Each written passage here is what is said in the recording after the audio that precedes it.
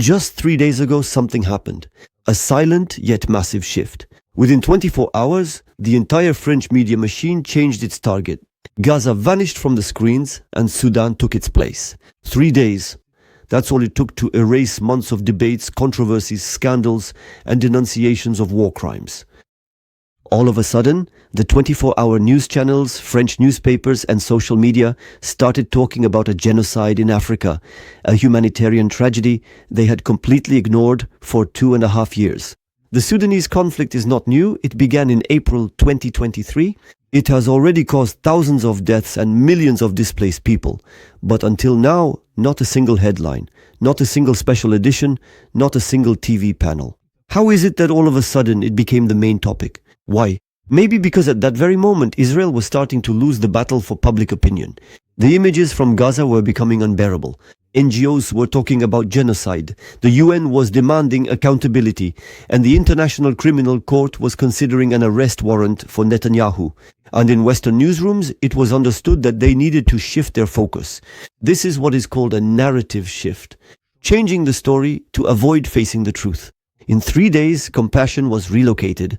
Now we mourn the Sudanese victims, but we forget the Palestinians. The worst part is that this diversion works perfectly. The right seizes on it to accuse violent Muslims, the left to display its humanitarian virtue, two opposing sides, one same result, Gaza erased. What we have experienced over the past 3 days must be remembered, because it is a precise moment when the media have once again proven their power to rewrite the hierarchy of suffering. A moment when, with a simple change of perspective, they managed to divert the collective conscience. Remember this. It was at that moment, 3 days ago, that France stopped looking at Gaza. And I will break this down in a simple and methodical way.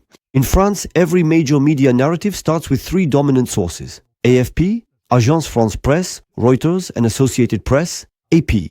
They are the ones who set the tone, the words, the priorities.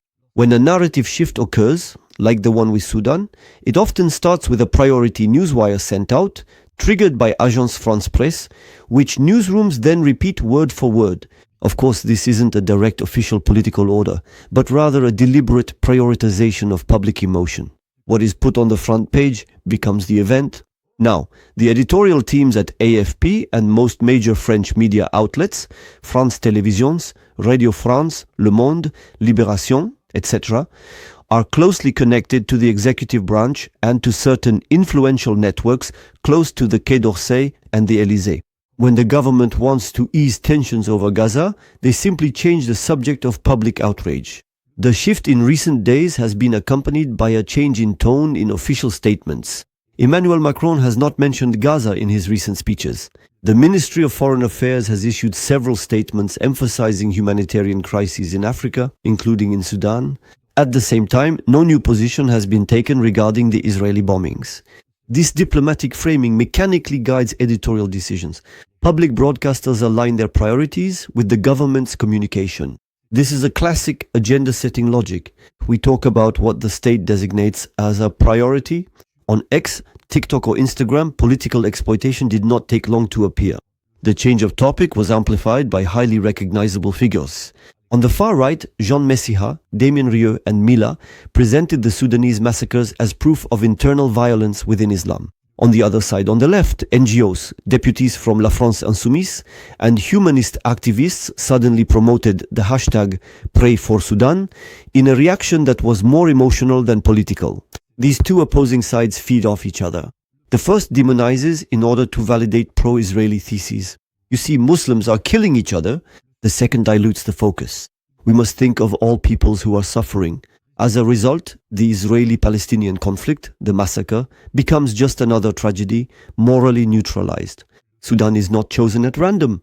It is a strategic area, rich in gold, oil and uranium, where Russian, Chinese and American influences clash. Shining the spotlight on it thus serves to reaffirm the West's moral stance, while diverting attention from the crimes of a key ally, Israel. Western powers, especially the United States, support a carefully crafted humanitarian narrative. They want to show that the West is watching over Africa while turning a blind eye to Gaza. French media, dependent on news agencies and the Atlanticist diplomatic framing, follow suit. To sum up, the media shift of recent days is not spontaneous.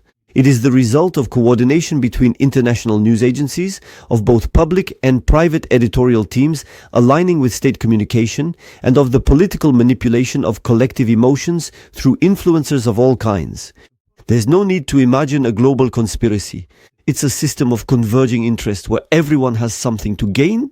The media by dominating the emotional landscape, the government by easing the pressure on Gaza, Western powers by regaining control of the overall narrative, and content creators on social networks by generating buzz.